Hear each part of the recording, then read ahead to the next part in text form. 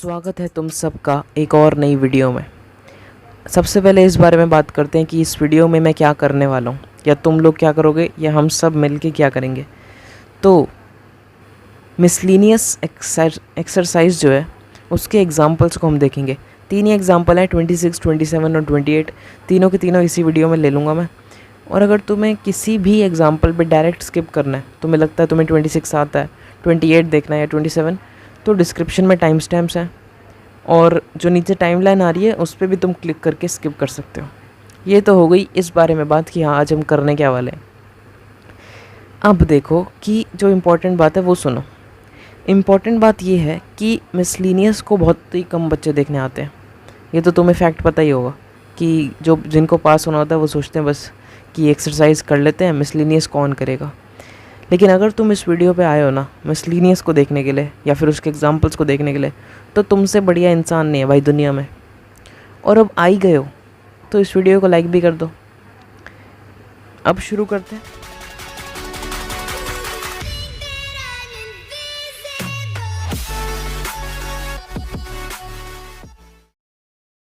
तो बिना time waste किए मैं सीधा 26 एग्जाम्पल तुम्हें समझाने वाला हूँ।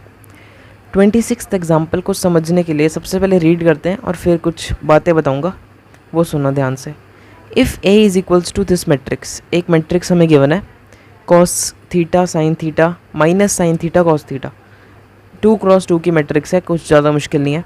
प्रूफ करो कि ए की पावर n इस वाली मैट्रिक्स के इक्वल होगा, जहाँ पर n क्या है, एक नेचुरल नंबर। अब मैं तुम्हें कुछ बात बताता हूँ। क्वेश्चन समझ आ गया? अगर तुम कर सकते हो तो I would prefer you to do it yourself. खुद करो, एक बार ट्राई करो। कोई दिक्कत आती है मैं बैठा हूँ, मगर करेंगे कैसे ये जानते हैं। सबसे पहले हिंट है तुम्हारे लिए। एक हिंट ये है कि तुमने क्लास 11th में चैप्टर 3 या चैप्टर 4, मुझे अच्छे से नहीं याद, एक चैप्टर था PMI, principle of mathematical induction, था ना एक चैप्टर। उसमें आप क्या करते थे, उसमें आपने देखा होगा कि अगर आपको किसी चीज़ को प्रूफ करना होता था कि ये हर एक नेचुरल नंबर के लिए ये चीज़ ट्रू है, ये एक एक्सप्रेशन, मैथमेटिकल एक्सप्रेशन ट्रू है, तो आप उसमें PMI का यूज़ करते थे। याद है आपको? अगर नहीं याद तो डिटेल में समझाता हूँ। अगर किसी को याद है तो वो 30 सेकंड स्किप कर ले, तब क्वेश्चन स्टार्ट हो जाएगा। तो अब उन लोगों से बात करते हैं जिन्हें नहीं याद कि PMI क्या होता है। देखो, सबसे पहले तुमने PMI पढ़ा होगा कि, अगर नहीं भी पढ़ा तो सुनो क्या होता है। PMI में क्या होता है कि अगर तुम्हें ऐसी कोई भी चीज़ गिवन होती है ना, जिसको तुम्हें प्रूफ करना होता है कि ये हर एक नेचुरल नंबर के लिए ट्रू होगी, तो उसमें हम PMI का यूज़ करते हैं। मगर करते कैसे हैं? तो करते ऐसे हैं कि हम सबसे पहले वो जो हमें एक्सप्रेशन गिवन है ना मैथमेटिकल, जिसको हमें प्रूफ करना है, ये वाला इस केस में, इसको हम n इज़ इक्वल्स टू 1 के पहले देखेंगे कि क्या ये n इज़ इक्वल्स टू 1 के लिए ट्रू है। अगर ये ट्रू होगा तो हम सेकेंड स्टेप पे जाएंगे। सेकेंड स्टेप क्या था? सेकेंड स्टेप है कि लेट करो कि ये k के लिए भी ट्रू होगा। n is equals to k अगर हम कर देते हैं तो वो ट्रू होगा। अब मेन पार्ट आता है, अगर तुम प्रूफ कर देते हो ना कि n is equals to k plus 1 के लिए भी ये एक्सप्रेशन ट्रू होगा, तो ये फाइनली ट्रू हो जाता है, मतलब पूरा क्वेश्चन आपका वहीं सॉल्व हो जाता है। अब इसके लॉजिक के बारे में बात करते हैं कि ऐसा होता क्यों है। तो चेन इफ़ेक्ट के बारे में तुमने कभी सुना है कि अगर तुम एक चीज़ करते हो तो उसके बाद फिर एक दूसरी चीज़, फिर उसके बाद एक दूसरी चीज़, ये होती चली जाती हैं। इसी कंसेप्ट का यूज़ करके हम इस PMI वाले चैप्टर में स्टडी करते हैं और कैसे प्रूफ करते हैं, इसी कंसेप्ट का यूज़ करके ये हम देखते हैं। सबसे पहले वो कह रहे हैं कि हर एक नेचुरल नंबर के लिए प्रूफ करो कि ये चीज़ ट्रू होगी। हर एक नेचुरल नंबर के लिए प्रूफ करना इम्पॉसिबल है। नेचुरल नंबर बहुत सारे होते हैं, इनफाइनाइट। हर इनफाइनाइट नंबर को आप रख के क्या प्रूफ करोगे कि ये देखो 1 के लिए ट्रू है, 2 के लिए ट्रू है, फिर 3 के लिए, 4 के लिए? ऐसे तो नहीं कर सकते हम। तो उसके लिए PMI आता है। PMI कहता है कि आप सिर्फ 1 के लिए प्रूफ करो, और अगर आपने 1 के लिए प्रूफ कर दिया तो आप लेट करो कि k के लिए भी प्रूफ होगा। k इज इक्वल्स टू 1 ही होता है। अभी बताता हूँ कैसे। हमने 1 के लिए प्रूफ कर दिया, कैसे भी करके कर दिया ना। अब हम लेट करेंगे कि k के लिए भी ट्रू है, और फिर हम प्रूफ करते हैं कि k प्लस 1 के लिए भी वो ट्रू होगा। अगर हम ये प्रूफ कर देते हैं ना कि k प्लस 1 के लिए ट्रू होगा, तो आंसर आ जाता है। कैसे? k प्लस 1 क्या होगा, अगर 1 रखूँगा मैं तो 2 आ जाएगा, k प्लस 1 2 हो जाएगा। अगर k की जगह पे मैं 1 रखूँ तो k+1 2 हो जाएगा। तो k+1 को मैंने ट्रू प्रूव कर दिया। इसका मतलब क्या है कि मैंने 2 के लिए ट्रू प्रूव कर दिया। फिर 2 यहाँ पर k की जगह पे बैठ जाएगा, फिर 2+1 यानी कि 3 के लिए वो प्रूव होगा। फिर क्योंकि k+1 के लिए ट्रू है तो 3 के लिए भी होगा। ऐसे कर करके एक चेन इफेक्ट बन जाता है और 1 2 3 4 ऐसे जितने भी नंबर्स हैं सब के लिए एक ही बार में प्रूव हो जाता है। ठीक है ना। अगर नहीं समझ आया इस क्वेश्चन को समझो, तुम्हें अच्छे से समझ आ जाएगा। फिर भी नहीं समझ आता तो वेट करो 11th की मैं जब वीडियोस निकालूंगा, तब तो खूब डिटेल में पढ़ेंगे इस टॉपिक को। अब बात करते हैं सीधा क्वेश्चन के बारे में। सबसे क्वेश्चन तुमने पढ़ लिया, स्क्रीन पे कॉपी करता हूँ और फिर तुमसे मिलता हूँ। तो ये कर लिया 26th एग्जाम्पल कॉपी। ठीक है, मैंने कर लिया। अब देखो वही जो मैंने आपको टेक्निक बताई है, 3 स्टेप मैं साइड पे लिख देता हूँ। स्टेप 1 क्या है आपका कि प्रूव करो n = 1 के लिए जो हमारी ये मैथमेटिकल एक्सप्रेशन है ये ट्रू होगा। अब एक चीज़ मैं और बताना चाहता हूँ जो शायद ही आपको कोई बताएगा। मैथमेटिकल एक्सप्रेशंस को लिखने के लिए ना मैथ्स में एक टर्म यूज़ होती है, टर्म तो नहीं कहूँगा, एक चीज़ यूज़ होती है, बताता हूँ। उसको कहते हैं हम p(n) या फिर x या फिर y, जो भी उस मैथमेटिकल टर्म में है उसका यूज़ करते हैं हम। तो लेट से हमारे पास ये वाली मैथमेटिकल टर्म है, देख रहे हो तुम, ये वाली। तो इसको हम pn लिखेंगे। क्यों? क्योंकि इसमें जो है ना आपका n है, n यूज़ हो रहा है, ऊपर आपको दिख रहा होगा। तो n ही हम लिख देते हैं और इसको इक्वल कर देते हैं हम cos n थीटा। बेसिकली इस वाले पूरे मैट्रिक्स के इक्वल हम कर देते हैं, जो कि मैं करके दिखा चुका हूँ आपको। ये लिखने के बाद क्या होता है, इसको साइड पे लेता हूँ। ठीक है, फिर समझाता हूँ। ये आ गया साइड पे। अब देखो हम प्रूव करते हैं कि ये जो p(n) है ना ये n = 1 के लिए ट्रू होगा। फिर हम क्या करते हैं, स्टेप 2 हम लेट करते हैं कि n = k के लिए p(n) ट्रू है। लेट n, देखो अगर ढंग की इंग्लिश लिखना चाहूँ तो let for n = k p(n) is true. यहाँ कॉमा लगा दो, इससे तगड़ी इंग्लिश नहीं है दुनिया में। ठीक है, मैं बड़े समझदार हूँ भाई, मेरे को हर चीज़ आती है। n = k हम रखते हैं और कहते हैं कि p(n) ट्रू होगा। और फिर थर्ड स्टेप क्या होगा, थर्ड स्टेप होगा कि प्रूव करो n = k+1 के लिए भी ये वाला जो एक्सप्रेशन है ये ट्रू होगा। ये तो हो गया एक बेसिक आइडिया PMI के क्वेश्चंस को करने का। अब इस क्वेश्चन को कैसे करेंगे ये देखते हैं। p(n) क्या है, सबसे पहले p(n) को लिख रहा हूँ मैं, तुम्हारा टाइम वेस्ट ना हो इसके लिए मैंने सीधा कॉपी पेस्ट मार दिया है। n तुम्हें दिख ही रहा है, जो ऊपर मैट्रिक्स गिवन था उसी को मैंने नीचे कॉपी पेस्ट मारा है। ठीक है, लेकिन मैंने n को हाईलाइट कर दिया, कोई दिक्कत नहीं है इसमें। अब इसको मैंने लेट कर लिया कि ये p(n) के इक्वल है, मतलब एक मैथमेटिकल नाम मैंने दे दिया इसको। ठीक है, कहीं पर भी अगर आगे मेरे को क्वेश्चन में लिखना होगा इस पूरे के बारे में तो मैं सीधा लिखूँगा p(n), मैं ये पूरा नहीं लिखूँगा, टाइम बचता है ना ऐसे, बस इसलिए ये यूज़ होता है। ठीक है, अब देखते हैं आगे। अब सबसे पहला स्टेप हम लिखते हैं स्टेप 1, जो कि है n = 1 रख देते हैं। अगर a की पावर में n है, 1 रख देंगे तो 1 आ जाएगा। = RHS में क्या होगा, ये LHS है, RHS में क्या होगा देख रहे हो, cos, अगर n की जगह 1 आ गया तो थीटा बचेगा यहाँ पर, यहाँ साइन थीटा, यहाँ माइनस साइन थीटा, यहाँ कॉस थीटा। तो ये 4 हमारे पास बचेंगे। और अब एक चीज़ ध्यान से देखो, क्वेश्चन में हमें गिवन था ये चीज़, ये क्या है, इफ़ a = ये चीज़, इसका मतलब पता है क्या है, ये गिवन है तो मतलब ये हमेशा ट्रू होगा। गिवन वाली चीज़ हमेशा ट्रू होती है और ये गिवन वाली चीज़ ही हमने निकाल दी है। इसका मतलब क्या है, हम सीधा लिख सकते हैं गिवन। तो बस इतना ही हो गया आपके पास, स्टेप 1 हो चुका है। स्टेप 2 क्या है, कोई बड़ी चीज़ नहीं है। Step 2, let p(n) is true for n = k। ये है हमारा स्टेप 2 कि p(n) जो है वो n = k के लिए भी ट्रू है। ठीक है ना। तो इसको कैसे करेंगे, देखो अब n की जगह पे, इस स्टेप में क्या होता है, n की जगह पे आपको k लिखना है बस। LHS देखो क्या था हमारे पास, LHS था p(n), जो कि हो जाएगा p(k), क्योंकि हमने n की जगह पे k लिख दिया। RHS क्या था? RHS था हमारे पास A ऑफ n था, तो वो क्या हो जाएगा? A ऑफ k हो जाएगा ऑफ कोर्स। A ऑफ नहीं था, sorry, A to the power, I am so sorry यार, कभी कभी मेरा ध्यान भटक जाता है। A की पावर n था, इसको हम लिखेंगे A की पावर k, क्योंकि हमने n की जगह पे k कर दिया और कुछ भी नहीं है। और इसको इक्वल कर देंगे जो हमें गिवन था यहाँ राइट साइड पे। ये बड़ी सी मैट्रिक्स है, इसमें n की जगह पे k लिखना है और कुछ नहीं करना। कॉस ये लिख दिया मैंने, ठीक है, n की जगह पे k लिखा है और कुछ नहीं किया। स्टेप 2 आपका हो चुका है। ये था स्टेप 2, ये था स्टेप 1, ये 2 स्टेप आपके हो चुके हैं। अगर आप तीसरा स्टेप कर पाते हो तो आपके पूरे से पूरे नंबर मिलेंगे। और ये क्वेश्चन 4 नंबर से कम में तो नहीं आएगा, अगर आएगा तो 4 से कम में बिल्कुल नहीं आने वाला। इस टाइप के क्वेश्चन भी 4 से कम में नहीं आएंगे, ठीक है, क्योंकि हार्ड ही होते हैं, मतलब सॉल्व करने में हार्ड होते हैं, वैसे नहीं होते। अगर आपको कंसेप्ट पता है तो आप कर सकते हो, नहीं पता तो पूरे के पूरे नंबर आपके जाते ही जाते हैं। इसमें ऐसा नहीं होता कि आपको 2 मिल रहे हैं, 2 नहीं, पूरे ही करते हैं, ठीक है। जनरली बात कर रहा हूँ, एक्सेप्शन तुम हो ही, मेरे को पता है।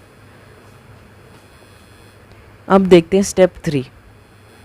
स्टेप 3 में क्या है कि मुझे प्रूव करना है कि n is equals to k plus 1 जो होगा, उसके लिए भी ये जो एक्सप्रेशन है, ये मैथमेटिकल एक्सप्रेशन जो है p ऑफ n, ये ट्रू होगा, ठीक है ना। तो कैसे करेंगे, देखो, लेट करो n is equals to k plus 1। अब आपको क्या करना है, LHS is equals to RHS prove करना है, ठीक है ना। तभी ये प्रूव हो जाएगा कि एक्सप्रेशन ट्रू है। LHS क्या था, सबसे पहले ये उठाओ। LHS आपके पास था a to the power n था, ठीक है, तो LHS था a to the power n। लेकिन अब n की जगह पे k प्लस 1 लिख दिया, तो मैं इसको लिखता हूँ k प्लस 1, ठीक है। अब इज इक्वल्स टू करते हैं। आपको पता होगा कि अगर कोई भी आपके पास नंबर है 2 और उसकी पावर में आपके पास लिखा पड़ा है 2 प्लस 1, तो आप इसको लिख सकते हो 2 to the power 2 multiply by 2। I hope आपको पता होगा कि अगर बेस सेम होता है तो पावर्स ऐड हो जाती हैं, और वही जब उल्टा करते हैं इसी रूल को हम, तो कुछ ऐसा बनता है। यहाँ पर आपको दिख रहा है कि पावर्स ऐड हुई पड़ी हैं 2, तो इसका मतलब बेस सेम होगा। इसका मतलब क्या है कि इसको हम लिख सकते हैं a to the power k multiply by a। I hope ये क्लियर है, क्योंकि जब आप इन दोनों को मर्ज करोगे तो k प्लस 1 आ जाएगा पावर में, ठीक है ना, तो लेफ्ट साइड हमारी बन जाएगी। अब इसको कैसे सॉल्व करा जाए, इसको जैसे कैसे करके ना हमें RHS के इक्वल लाना है, ठीक है ना, कैसे भी करके। अब एक चीज़ सुनो, यहाँ पर 2 चीज़ें आपके पास आई हैं, एक है a to the power k और एक है a की वैल्यू आपको क्वेश्चन में गिवन थी, ये गिवन, और a to the power k की जो वैल्यू है ना, वो यहाँ पर आपको पता है, ये है आपके पास a to the power k की वैल्यू। और ये वैल्यू बिल्कुल लेजिट है, क्यों? क्योंकि ये हमने लेट किया कि ये वैल्यू तो ट्रू है, ये गलत है ही नहीं, ये तो ट्रू ही ट्रू है। तो ठीक है, इसका मतलब क्या हुआ कि ये जो 2 ट्रू वैल्यूज़ मैंने आपको दिखाई, इनको हमें इस जगह पे डालना है, ठीक है। a to the power k की वैल्यू क्या है, सबसे पहले ये वाला सेट, ये मतलब ये वाला मैट्रिक्स, तो ये पूरा नीचे उतारते हैं, उतार दिया। अब इसके साथ मल्टीप्लाई होगा, ये जो डॉट है ना, ये मल्टीप्लाई का साइन है, इसके साथ हमारे पास मल्टीप्लाई होगा क्या, ए वाला मैट्रिक्स जो क्वेश्चन में गिवन था। तो क्वेश्चन में कौन सा ए वाला मैट्रिक्स गिवन था, यही वाला तो था, बस के हटाने हैं, तो के हटा के लिख देते हैं इसको। तो ये मैंने उतार ली के की वैल्यू, मतलब ए की, ए वाले मैट्रिक्स की वैल्यू उतार ली। अब क्या करेंगे, मल्टीप्लाई कर देते हैं, और कुछ तो दिख ही नहीं रहा क्योंकि। और अगर ये मल्टीप्लाई करके RHS के इक्वल आ जाता है, जो कि है जो क्वेश्चन में हमें गिवन था ये वाला, अगर ये RHS के इक्वल आ जाता है ना इसके, तो हमारा क्वेश्चन पूरा वहीं का वहीं सॉल्व हो जाएगा, और हमें एक चीज़ भी लिखने की ज़रूरत नहीं है, ठीक है ना। तो यही कर रहे हैं, अब हम मल्टीप्लाई करते हैं। ऑफ कोर्स 2 क्रॉस 2 का आंसर हमारे पास आने वाला है, क्यों? क्योंकि यहाँ भी 2 क्रॉस 2 का है और यहाँ भी 2 क्रॉस 2 का है। तो आपको मैं मैट्रिक्स वाले चैप्टर में स्टार्टिंग में ही बता चुका था कि क्या मैट्रिक्स का जो रिजल्टेंट मैट्रिक्स होता है 2 मैट्रिक्स का, वो कैसे होता है। तो अब देखते हैं, इसको रोज़ में डिवाइड कर देंगे और इसको कॉलम्स में, और फिर एक सेकेंड, फिर क्या करेंगे, इस वाले एलिमेंट को जो ये वाला है, इसको इससे मल्टीप्लाई करेंगे, तो मतलब कॉस थीटा हमारा मल्टीप्लाई होगा कॉस के थीटा से, फिर इसमें ऐड होगा ऐड ही होगा ना, minus sine theta multiply by sine के थीटा। आई होप ये स्टेप क्लियर है। मैं एक बार डिटेल में बता देता हूँ। ये वाला जो आपके पास टर्म है ये इसके साथ मल्टीप्लाई होता है और ये वाला टर्म इसके साथ मल्टीप्लाई होता है, और जो रिज़ल्ट आता है इन दोनों का, उन दोनों को ऐड करते हैं। तो ये मैं ऐड कर रहा हूँ, ये जो प्लस का साइन है, और रिज़ल्ट आपको दोनों तरफ दिख ही रहे हैं, ठीक है। अब देखते हैं अगला हमारा जो एलिमेंट है वो क्या होगा। पहली रो को दूसरे कॉलम से मल्टीप्लाई करेंगे, तो कॉस के theta sine theta plus sign के थीटा कॉस थीटा। अब क्वेश्चन करते करते आपको दिख ही रहा है कि आपको आइडेंटिटीज़ जो थी ट्रिग्नोमेट्री की, जो आपने क्लास 11th में पढ़ी थी, चैप्टर 3 में शायद, वो आपको याद होनी चाहिए, ठीक है। तो अब सेकंड रो हमारी फर्स्ट कॉलम के साथ मल्टीप्लाई होगी, तो माइनस साइन के theta cos theta minus sine theta cos के थीटा, ठीक है। और फोर्थ वाला क्या होगा, माइनस साइन के theta sine theta plus cos के थीटा कॉस थीटा। अब वो चार आइडेंटिटीज़ क्या थी जो इधर यूज़ होंगी वो आपको मैं बताता हूँ। वो चार आइडेंटिटीज़ आपकी थी, एक सेकंड रुको, राइट साइड ही लिख देते हैं या नीचे लिख देते हैं, चलो।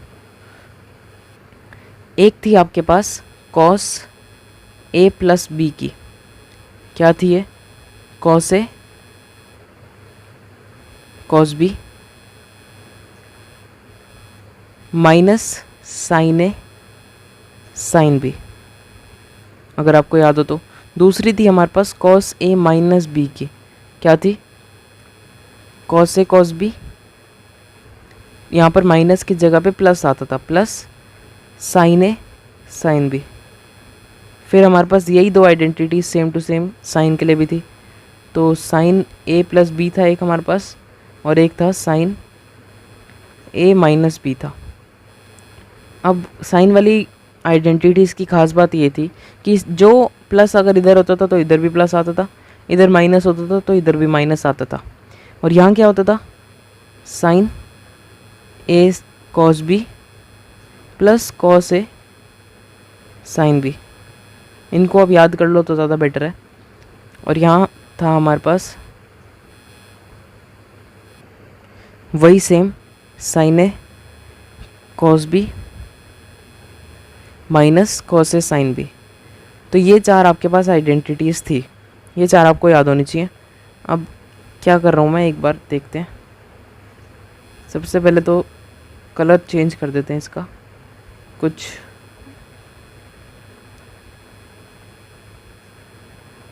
ये बढ़िया। कलर चेंज करने के बाद मैं इनको थोड़ा साइड पे भी ले जाता हूँ और थोड़ा सा बड़ा भी कर देता हूँ आप लोगों के लिए, ताकि आप अच्छे से देख पाओ। अब हमें ये देखना है कि इन चारों में से कौन सी आइडेंटिटी यहाँ पर लगने वाली है। जो ये हमारे पास मैट्रिक्स है इसमें कौन सी आइडेंटिटी लगने वाली है। तो उसके लिए देखो आप यहाँ पर सबसे पहले प्लस है और यहाँ माइनस है, तो अगर मैं ब्रैकेट को खोलने की कोशिश करूँ तो बाहर माइनस आ जाएगा ना, यहाँ साइन लिखा रहेगा और ये ब्रैकेट भी हट जाएगा, साइन, एक सेकेंड। तो कुछ ऐसा था अगर आपको याद हो तो, ठीक है ना। अब देखो यहाँ पर माइनस कर दिया, इन दोनों में माइनस है। सबसे पहली टर्म देखो, cos A cos B minus sine A sine B है। ये cos A cos B minus sine A sine B, of course cos A plus B की आइडेंटिटी है, डायरेक्ट अप्लाई करो। कॉस ए प्लस बी क्या होगा, theta plus के theta, तो लिख देते हैं थीटा प्लस के थीटा। आइडेंटिफाई कैसे किया मैंने एक और बार बता रहा हूँ क्योंकि पहला एलिमेंट है। यहाँ पर लिखा था थीटा और के थीटा को ए और बी मान लिया, ठीक है। तो cos A cos B minus sine A sine B तो लिखा था, और वो वाली identity cos A plus B की है, तो वही मैंने लिख दिया cos A plus B. Second क्या होगा, cos A sine B plus sine A cos B. ऐसी कौन सी है, देखो कॉस ए साइन बी, तुम कहोगे ऐसी तो कोई है ही नहीं, लेकिन है cos A sine B plus sine A cos B. Plus में तो आगे पीछे कर सकते हो ना, तो यही है। किसकी थी ये, साइन ए प्लस बी की, तो आप लिख दो साइन ए प्लस बी, मतलब थीटा प्लस के थीटा। अब थर्ड वाला देखते हैं। थर्ड वाला ध्यान से अगर आप देखो तो दोनों की दोनों टर्म्स जो हैं उन दोनों में माइनस है ना। और ऐसी कोई भी हमारे पास कोई भी फॉर्मूला नहीं है जिसके दोनों में माइनस हो। आप देख रहे हो यहाँ पर जितने भी फर्स्ट वाले हैं वो सारे के सारे तो पॉजिटिव हैं, तो इसका मतलब हमें माइनस कॉमन ले लेना चाहिए, है ना। तो इसमें से अगर हम माइनस कॉमन ले लेंगे तो क्या आएगा, यहाँ ब्रैकेट लग जाएगा और यहाँ पॉजिटिव हो जाएगा। क्यों, माइनस प्लस माइनस होता है, ठीक है। माइनस कॉमन लिया और कुछ भी नहीं किया। अब कौन सी आइडेंटिटी है जो इसके सिमिलर है, मतलब sign A cos B plus cos A sine B. तो ऐसी एक ही आइडेंटिटी है थर्ड वाली, साइन ए प्लस बी की। तो लगा देते हैं उसी को। यहाँ पर माइनस हमने कॉमन लिया था तो वो तो माइनस एज इट इज़ रहेगा। यहाँ आएगा साइन ए प्लस बी मतलब थीटा प्लस के थीटा। आप के थीटा प्लस थीटा भी लिख सकते हो क्योंकि ए और बी इंटरचेंजेबल हैं, ठीक है। यहाँ पर दोनों तरीके से अप्लाई हो जाएगा। यहाँ पर अब एक बात है कि अगर हम देखें इस आइडेंटिटी को यहाँ पर कौन सी अप्लाई हो रही है, तो यहाँ लिखा है कॉस थीटा मतलब cos A cos B minus sine A sine B, यही लिखा है ना यहाँ पर। तो cos A cos B minus sine A sine B cos A plus B की आइडेंटिटी है। अब कॉस ए क्या था, यहाँ पर मैंने के थीटा को ए लेट किया, के थीटा को मैंने ए बोल दिया था क्योंकि cos A cos B minus sine A sine B था, ठीक है ना। अब यहाँ पर हमें क्या करना है, कॉस ए प्लस बी, इसका मतलब थीटा प्लस के थीटा या फिर के थीटा प्लस थीटा, बात एक ही हो जाएगी। अब यही हमारा फाइनल आंसर होगा, बस थोड़ा सा आपको सिंप्लीफाई करके दिखाता हूँ। कॉस अगर मैं थीटा कॉमन ले लूँ तो अंदर क्या बचेगा, के प्लस वन। यहाँ से भी अगर मैं थीटा कॉमन ले लूँ, चारों से थीटा कॉमन आ जाएगा और बचेगा क्या, एक काम करते हैं इसको हम अंदर लिखते हैं के प्लस वन को और बाहर लिखते हैं थीटा। यहाँ पर भी वही कर रहे हैं, के प्लस वन अंदर बाहर थीटा माइनस साइन के प्लस वन थीटा और कॉस के प्लस वन थीटा। मैंने थीटा कॉमन लिया और कुछ भी नहीं किया, ये चीज़ आ जाएगी। अब ये चीज़ आती ही आपको दिख चुका है कि ये RHS के इक्वल है। क्यों, देखो के प्लस वन क्या था, एन ही तो था, लेट किया था ना एन। तो अगर हम मैं के प्लस वन की जगह वापस एन डाल दूँ तो RHS नहीं आ जाएगा, बिल्कुल आ जाएगा।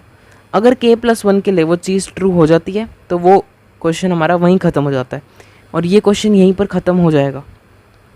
आप लिखना चाहो तो वापस लिख सकते हो कि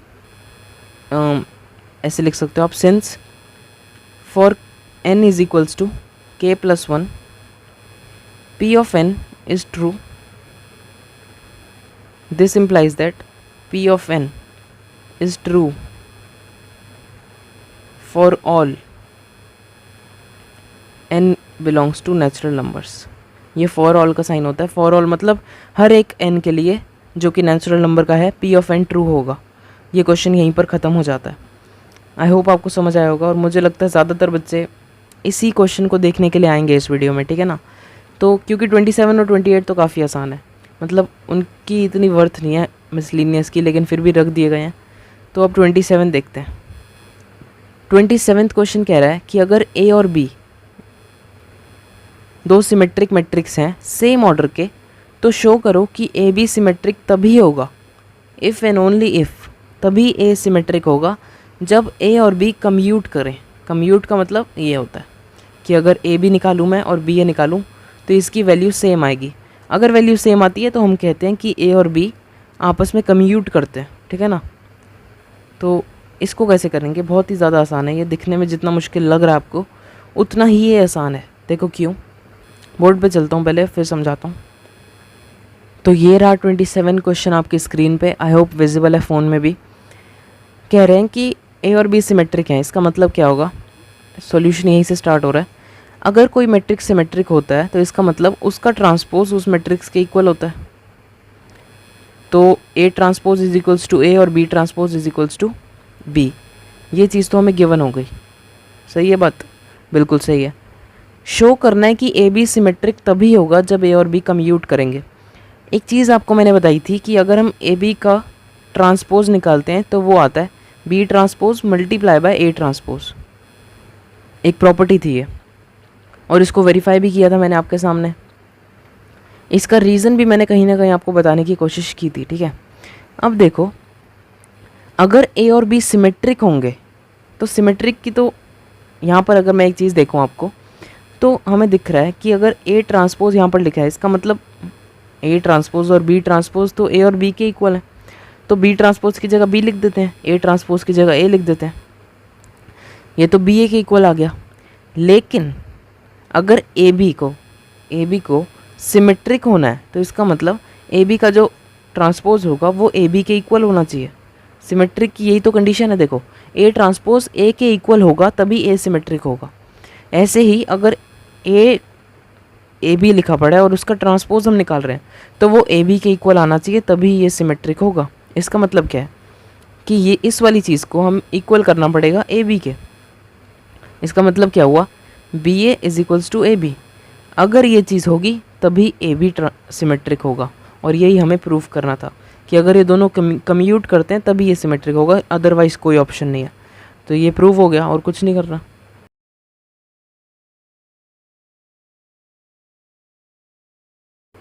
तो ये रहा 28 क्वेश्चन तुम्हारी स्क्रीन पे। तुम्हें दिख ही रहा है, तुम्हें 3 मैट्रिक्स गिवन है 2 क्रॉस 2 के, और डी मैट्रिक्स की वैल्यू तुम्हें फाइंड करनी है, और एक इक्वेशन गिवन है ये वाली, C D minus A B is equals to O. O मतलब ज़ीरो मैट्रिक्स। मतलब इसमें तुम्हें करना क्या है, तुम ऐसे क्वेश्चन पहले भी कर चुके हो, लेकिन उसमें क्या था कि मल्टीप्लाई नहीं था, इसमें मल्टीप्लाई है। बस इतना ही था फ़र्क। हिंट थी ये, जिसको खुद करना है वो खुद ट्राई कर सकता है। अब मैं बोर्ड पे कॉपी करके आपको समझाता हूँ ये। तो ये कर लिया 28 क्वेश्चन मैंने कॉपी, ठीक है। अब सीधा क्वेश्चन की तरफ बढ़ते हैं। हमें गिवन है कि C D minus A B O matrix के इक्वल है।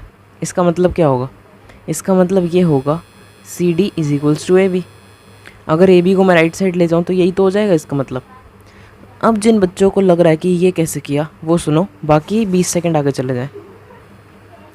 तुम्हें मैंने पहले ही बताया था कि मैट्रिक्स जो होता है वो एक नंबर की प्रॉपर्टीज़ को फॉलो करता है काफ़ी अच्छे से। तो अगर एक नंबर में हम लिखते हैं 1 माइनस 3 इज इक्वल्स टू 4, कुछ भी 1 माइनस 3 इज इक्वल्स, लेट से हम लिखते हैं 1 minus x is equals to 4, तो क्या मैं ऐसे नहीं कर सकता 1 is equals to 4 plus x? बिल्कुल कर सकता हूँ। तो यही तो मैंने किया है, राइट साइड ले गया मैं नंबर की प्रॉपर्टीज़ को अप्लाई करते हुए। अब क्या करें, अब सबसे पहले ए बी हमें फाइंड कर लेते हैं, क्योंकि ए और बी दोनों हमारे पास हैं। ए बी है हमारे पास, बी भी है, तो हम ए बी को फाइंड कर सकते हैं। ए बी को फाइंड करके सी डी फिर देखेंगे कैसे करना है, ठीक है। तो सबसे पहले ए बी को मैं फाइंड कर रहा हूँ।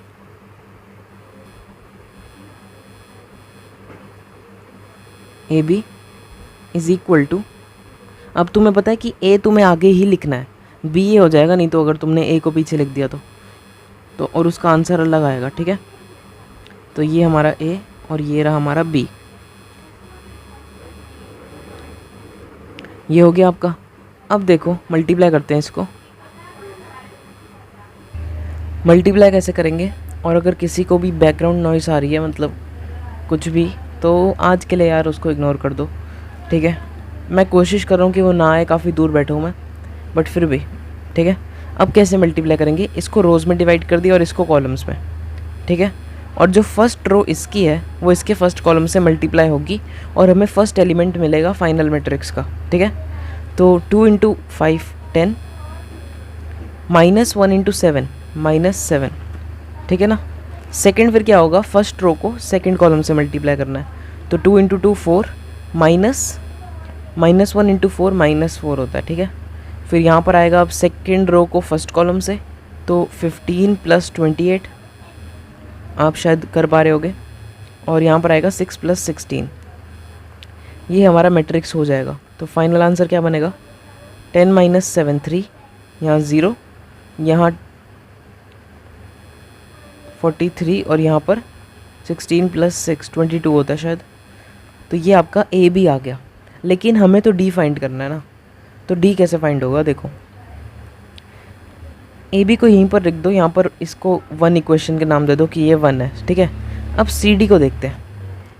सी डी में हमें सी पता है लेकिन हमें डी नहीं पता, तो यहाँ क्वेश्चन की स्टार्टिंग में मैं साइड पे लेट कर रहा हूँ D is equals to A B C D. और अब क्वेश्चन में आगे बढ़ने से पहले एक और चीज़ मैं बता देता हूँ। इस क्वेश्चन को करने का एक और तरीका मैं ज़रूर बताऊँगा तुम्हें, अगर तुम्हें ये वाला तरीका मुश्किल लगता है तो। वैसे वो वाला ज़्यादा मुश्किल है। बट फिर भी मैं बताऊंगा क्योंकि यार तुम्हारे जानने का अधिकार है, सिंपल बात, ठीक है। तो ये हमने डी को लेट कर लिया। क्यों लेट किया? क्योंकि अब मैं इसको सी से मल्टीप्लाई कर सकता हूँ। देखो सी से मैं मल्टीप्लाई करूँगा, कुछ इक्वेशंस आ जाएंगी, मेरे को डिफाइनाइट आंसर तो मिलेगा नहीं मिलेगा, लेकिन इक्वेशंस मिल जाएंगी। फिर मैं ए बी के आंसर को इस वाले आंसर से कंपेयर कर दूंगा, ठीक है, समझ रहे हो ना तुम। तो ए बी सी डी हमने डी को लेट कर लिया। अब हम निकालते हैं सी डी। सी डी की वैल्यू क्या होगी? सबसे पहले सी लिख दिया और इसके बाद इसके साथ मल्टीप्लाई होगा डी, यानी कि ए बी सी और डी। अब इसको पहले मल्टीप्लाई करते हैं, फिर आगे आपको समझाता हूँ, ठीक है। तो कलर चेंज कर लेते हैं, ध्यान से देखो, थोड़ा जूम कर दिया। पहली रो पहले कॉलम से मल्टीप्लाई हो गई, इसका मतलब 2a प्लस 5c, फिर 2b प्लस 5d। आई होप ये क्लियर है। फिर क्या आएगा? 3a प्लस 8c और 3b प्लस 8d। मल्टीप्लाई करेंगे यही आ जाएगा। आई होप क्लियर है ऐसा क्यों हो रहा है। अब हमें क्या करना है, इस वाले को, ये वाला हमें पता है C D is equals to A B था। मैं थोड़ा सा नींद में हो सकता हूँ आज, लेकिन हूँ नहीं। C D is equals to A B था, ये है सी डी, ए बी ऊपर लिखा है, तो दोनों को कंपेयर कर देते हैं। इसको आप सेकंड मान लो और नीचे लिख दो कंपेयरिंग फर्स्ट एंड सेकंड, लिख दिया। अब कॉपी करता हूँ मैं सी डी को और ए बी को, ठीक है। तो ये मैंने सी डी और ए बी को लिख दिया, ये दोनों मैं निकाल के दिखा चुका हूँ। अब तुम्हें क्या करना है, तुम्हें याद होगा कंपेयरिंग कोरिस्पोंडिंग एलिमेंट्स या एंट्रीज, बिल्कुल सही, अगर तुम्हें याद था तो लिखते हैं उसको बिल्कुल स्टाइल में। तो ये लिख दिया मैंने कंपेयरिंग कोरिस्पोंडिंग एलिमेंट्स। अगर कोई स्पेलिंग मिस्टेक है तो माफ़ कर देना, ठीक है। अच्छा लिखा है वैसे, उसको अप्रिशिएट करो, स्पेलिंग मिस्टेक ढूंढते हो यार तुम लोग, ठीक है। अब देखते हैं, तुम्हें पता है क्या करना है। अब तुम्हें अब आपको इक्वेशंस निकालनी है जो ऊपर है, ठीक है। 2a, तुम ढूंढ तो नहीं रहे स्पेलिंग मिस्टेक्स के यार, तुम अजीब हो सही में। 2a plus 5c is equals to 3, 2b plus 5d is equals to 0, 3a plus 8c is equals to 43 और 3b plus 8d is equals to 22। ये 4 इक्वेशन हमें मिलती हैं। अब एक चीज़ तुम ध्यान से देखो, जो ये वाली 2 इक्वेशंस हैं, लेफ़्ट साइड वाली और राइट साइड वाली जो 2 इक्वेशंस हैं, इन दोनों में दो वेरिएबल्स हैं, और 2 इक्वेशंस हो, 2 वेरिएबल्स हो, तो हम उनकी वैल्यू फाइंड ईजीली कर सकते हैं। काफ़ी सारे तरीके आपने 9th में देखे थे, 10th में देखे थे, तो किसी भी तरीके से कर दो। मेरे को जो सबसे आसान तरीका लगता है वो है एलिमिनेशन, ठीक है। एलिमिनेशन में क्या होता है, देखो, नाम की वैसे भी कोई अहमियत है नहीं यहाँ पर, आपको पता है। सबसे पहले इस वाली चीज़ को देख रहे हैं, ठीक है। तो हमें पता है 2a plus 5c is equals to 3 है, तो मैं इस पूरी इक्वेशन को मल्टीप्लाई करा दूंगा 3 से। क्यों? क्योंकि a का जो कोएफिशिएंट है ना, मतलब 2, वो बन जाएगा 6 3 से मल्टीप्लाई कराने के बाद। और इस इक्वेशन को 3a plus 8c is equals to 43, इस पूरी इक्वेशन को मैं 2 से मल्टीप्लाई करा दूंगा, ताकि a का कोएफिशिएंट यहाँ पर 3 है जो कि 6 में कन्वर्ट हो जाए। देखो अब क्या होगा, ये वाली इक्वेशन क्या बन जाएगी, ऊपर वाली 6a प्लस हमने 3 से मल्टीप्लाई कराया 15c इज इक्वल्स टू 9, और नीचे वाली बन जाएगी 6a plus 16c is equals to 86। दोनों इक्वेशंस को आपस में माइनस करा दो और आपके पास आंसर क्या आएगा, -c इज इक्वल्स टू -77। तो इसका मतलब c इज इक्वल्स टू 77। ये आपके पास c की वैल्यू आ गई। अब a की वैल्यू कैसे फाइंड करें? a की वैल्यू फाइंड करने के लिए इसमें से या फिर इसमें से किसी भी, इन दोनों में से किसी भी एक इक्वेशन में अगर आप c की वैल्यू डालोगे तो a की वैल्यू आ जाएगी। एक और काम करते हैं, इन चारों को नंबर दे देते हैं। इसको बोल देते हैं फर्स्ट, इसको बोल देते हैं सेकंड, इसको बोल देते हैं थर्ड, और इसको बोल देते हैं फोर्थ, ठीक है। अब क्या कर रहे हैं हम लिख रहे हैं putting c is equals to 77 in first equation. इससे क्या होगा, फर्स्ट इक्वेशन हमारी है 2a plus 5c is equals to 3, 2a plus 5 C की जगह पे क्या आएगा, बिल्कुल सही 77 इज इक्वल्स टू 3। कैसे होगा अभी सॉल्व, 2a प्लस 77 इंटू 5 क्या होता है, मेरे को तो पता नहीं है भाई, मल्टीप्लाई करके देख लेते हैं। 35 385 होगा, तो 385 is equals to 3। 2a is equals to 3 minus 385, a is equals to 2a ही लिख देते हैं अभी, माइनस करके क्या आएगा 382। तो a की वैल्यू क्या आएगी आपके पास, 382 डिवाइडेड बाई 2 यानी कि माइनस 191। 191 मैंने कैसे निकाला अगर तुम सोच रहे हो तो 19 2 ज़ा 38 होता है, ये मुझे याद था, तो मैंने सीधा इसको 2 से काट के 19 लिख दिया और 2 1 में, ठीक है ना। a की हमारे पास वैल्यू आ चुकी है। इसी तरीके से b और d की वैल्यू भी निकलेगी, तो अगर तुम ट्राई करना चाहो तुम कर सकते हो। मैं इन दोनों इक्वेशंस को एक बार नीचे कॉपी करता हूँ और फिर b और d की वैल्यू फाइंड करते हैं। तो ये रही तुम्हारे सामने वो दोनों इक्वेशंस जिनमें से b और d की वैल्यू हमें फाइंड करनी है। तो मैं सीधा लिख रहा हूँ यहाँ पर, और ऊपर भी मुझे लिखना चाहिए था लेकिन मैंने नहीं लिखा, तो मेरी गलती थी वो, तुम लिखना ज़रूर। Multiplying third with 3 and fourth with 2। क्यों लिखा मैंने ये, क्योंकि जो थर्ड इक्वेशन है उसको हम 3 से मल्टीप्लाई कर रहे हैं और जो फोर्थ इक्वेशन है उसको हम 2 से मल्टीप्लाई कर रहे हैं। मल्टीप्लाई करके क्या आएगा वो लिखते हैं अब नीचे। तो जब थर्ड इक्वेशन को 3 से करेंगे तो आएगा 6b plus 15d is equals to 0 into 3 यानी कि 0। और फोर्थ इक्वेशन में क्या चेंज आएगा, 6b plus 16d is equals to 44। दोनों इक्वेशंस को आपस में माइनस करो और आपका आंसर आपके सामने होगा। ये दोनों का आंसर यहाँ पर आएगा minus D is equals to minus 44। इसका मतलब d इज इक्वल्स टू 44 आ चुका है। अब इस d की वैल्यू थर्ड या फोर्थ किसी भी एक इक्वेशन में डाल दो। मैं थर्ड में डाल रहा हूँ तो लिखूँगा पुटिंग d इन थर्ड, ठीक है। अब थर्ड इक्वेशन क्या थी, 3b plus 8d is equals to 22। तो 3b प्लस 8d की जगह पे 44 इज इक्वल्स टू 22, ठीक है। अब देखो 3b as it is plus 8 times 44, ये कितना होता है, ये होता है 352। साइड में तुम देख सकते हो, मैंने अभी सॉल्व किया। 352 is equals to 22। 3b is equals to 22 minus 352। इससे क्या आएगा, 352 में से 22 जाएगा तो 330 बचेगा माइनस का। आई होप ये क्लियर है। तो b की वैल्यू क्या आएगी, माइनस 110। 3 से डिवाइड कर दिया और कुछ भी नहीं किया। तो अब देख लेते हैं क्या ये वैल्यूज़ हमारी सही हैं। तो एनसीईआरटी के आंसर में ही मैंने देख लिया, ये चारों की चारों वैल्यूज़ हमारी पहली बार पे सही आ गई हैं, क्योंकि हमने अपना ध्यान नहीं भटका किसी भी तरफ और हम क्वेश्चन की तरफ ही थे। आई होप आपको ये वीडियो समझ आई होगी, लेकिन अभी ख़त्म नहीं हुई वीडियो। डी हमने अभी भी फाइंड नहीं किया है, तो डी फाइंड करते हैं। हमने ऊपर लेट किया था D is equals to ABCD, right ना। तो लिख देते हैं इसको, D is equals to ABCD is equals to, क्योंकि हम ABCD की वैल्यू फाइंड ऑलरेडी कर चुके हैं तो हम डायरेक्ट वैल्यू डाल देंगे।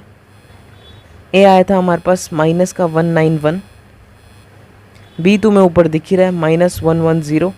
सी क्या था हमारे पास, सी था, डी था 44 और सी था 77 जहाँ तक मुझे याद है। तो यही तुम्हारा आंसर हो गया। अब इस वीडियो को एंड करते हैं क्योंकि एग्जाम्पल्स ही ख़त्म हो चुके हैं। इसके बाद सीधा मिसलिनियस की एक्सरसाइज स्टार्ट हो रही है, जो कि मैं नेक्स्ट वीडियो में लूँगा। उस वीडियो को देखना है तो नीचे डिस्क्रिप्शन में जाओ, 1-2 दिन में अपलोड होगी, लेकिन जिस हिसाब से तुम जिस टाइम बाद तुम ये वीडियो देख रहे हो ना भाई, तब तक तो आराम से अपलोड हो चुकी है वो। जाके देखो, मज़े करो और चैप्टर्स भी देखो मेरे से। वीडियो पसंद आई है तो लाइक करो, चैनल को सब्सक्राइब करो। मिलता हूँ अगली वीडियो में, तब तक के लिए goodbye. Full of steam. I got lucid dreams. I make movie scenes. This not new to me. Greed gon' kill, I scream. Ego my enemy. My heat got entropy. It's all just chemistry.